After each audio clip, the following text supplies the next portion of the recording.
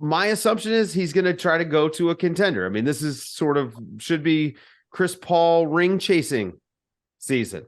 A lot of people make the assumption it's going to be one of the LA teams. Now, if it was me and I'm looking at this and I'm Chris Paul, I'm probably leaning Clippers versus Lakers, just because I know I have a role on that team. I mean, he would be an upgrade over what they had Russell Westbrook doing this year, I think. What do you guys think about Chris Paul's options? And is there any team that's a contender that you guys can think of where Chris Paul would be brought in to be a starter? No, that's what I was going to say. That's what I needed to know. Chris Paul has to accept the Kyle Lowry role. That's what 20 to 25 minutes. And if I'm a contender and I'm looking to sign him, I'm having that conversation with him. Look, you're not starting. I need you to come off the bench. I need you to be a good veteran leader, as much as Chris Paul can be. I know he annoys the hell out of everybody, but I need you to be, solid with everything. And you have to accept this role of like 20 to 25 minutes. We need you to come in and run offense. If he were to accept that, the teams I think he'd be great on is huge. And I think 20 to 25 minutes is the sweet spot for him where you can get the most out of him. And you can point to what Lowry did this season and what he's doing right now. Look at how good, like Kyle Lowry is as fit and healthy this late in the year as he's been since that 2019 run. Heat culture. I mean, but also that was Lowry buying into the reduced role, not complaining about coming off the bench, being willing to be a 25-minute a night guy and just do his job. But if Chris Paul can do that, I think we're about to find out a lot about Chris Paul, to be honest with you, because he is going to have to be a different guy. A couple levels, because you mentioned about like heretofore, he has been a guy who has not been super interested in taking a discount. Which that's descriptive. That's not a judgment in any way, shape, or form. Shouldn't take a discount. Like let's put it this way: there are aspects of the CBA we are just leaving that were in large part designed to make sure that he could get paid. He and similarly aged and situated players could get paid deep into their 30s. Which as president of the union, you could do that kind of stuff.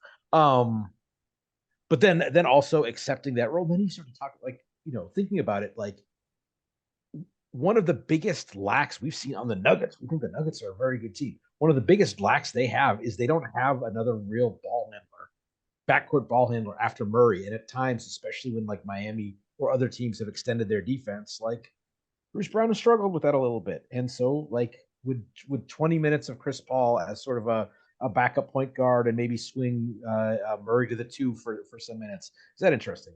Would he be an interesting organizer on the Celtics? Could he help the Bucks? Like we can go team. Would he be an interesting pickup for the Magic? I mean, Orlando. I mean, so San Antonio would be kind of interesting. No, but those are teams he's not going to go to, right? Because he's going to want to contend. Like that's let's just get I would love for him to do that again and recreate OKC Chris Paul. That's not going to happen. And I get it too. Like the chasing the ring, do all that stuff. I honestly think Boston's a great fit for him. And anybody that really has doubts and we have Malcolm Brogdon, we have Derek White. Just go back and watch all the turnovers Jaylen Brown had when he was trying to dribble with his left hand. You need somebody that can run offense in that second unit and get you organized. And Brogdon might not be there next year. I mean, this is the thing. And so this is all going to be in flux, but I think there's a handful of teams that are realistic Chris Paul destinations. And it's because, like you said, contenders. So I think it's Clippers, Lakers, Nuggets, Suns, potentially, like going back to the Suns, Boston, Milwaukee, maybe Philly. Philly, if Harden leaves, I think he's a good spot. I got a wild card here, guys. What if he was playing for the Warriors? I mean, what if he went to Golden State? That's not happening, Steph. If they can move Jordan, that's not happening. That's not happening. Now we're being silly. That's that would have been the ultimate. That would have been so good. I got one for you. All right, you got one. Let's go. Toronto would be really interesting if they lose Fred VanVleet. But they're just not good enough. But that's the thing. Yeah, but we also got to remember this. The other team's got to want him too. If the other That's a teams fair don't want point. him, like, I Yeah. mean, there's an element of that, but he could come in there and put those guys in offense and kind of, I think, help Scotty Barnes get into the flow of being a playmaker and take some of that off. Fred VanVleet's great. He's a better playmaker than VanVleet. Oh yeah. And I think that's something that's really interesting. I think Toronto's an interesting spot for him. Look, the thing think is, that Chris there's Paul a- is still there's a- good. Like, I just want to note, I'm laughing about this a lot because he's old, but he's still good. It's Right. just a matter of he's not, this is not 2008 Chris Paul. This is 2023, and we got to like look at it accordingly. What were you gonna say, Seth?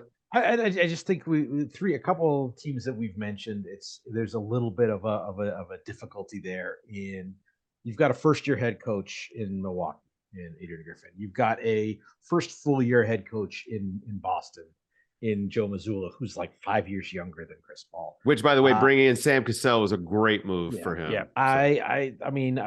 We haven't heard a ton out of Toronto, but I think it's likely at this point we're probably getting a first time head coach, based on the fact that we haven't like heard a lot of the old names.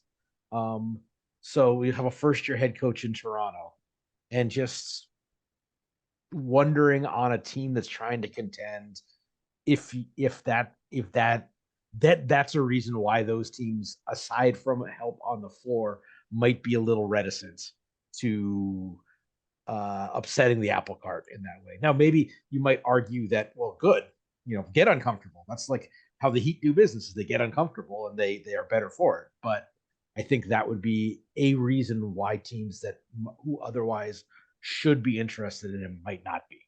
What about Dallas? Dallas, like, is that interesting to you guys at all? Chris Paul playing with Luka Doncic and potentially even Kyrie Irving if he's there, like backing up Kyrie? No. They need to actually have defenders and wings. Like their attitude can't be, let's go get another small guard in their position. And I think that would not be smart for them. Yeah. Well, wherever he goes, I hope it's somewhere fun. I hope it's at least somewhere that makes some sense and isn't just oh, well, they gave me more money, so I'm gonna go play for Would the New Atlanta Orleans be Hawks. interesting? Ooh. Maybe. What is New Orleans? I mean, That's the question. that's an off-season question. Once we see what they're doing, feels like a good place for us to wrap up, guys. There's a lot going. We don't want to talk about the goings on. I don't want to talk. I don't want to go anywhere near anything that's happening in New Orleans right now. I don't know what you guys are talking about. Not There's that no kind of such show.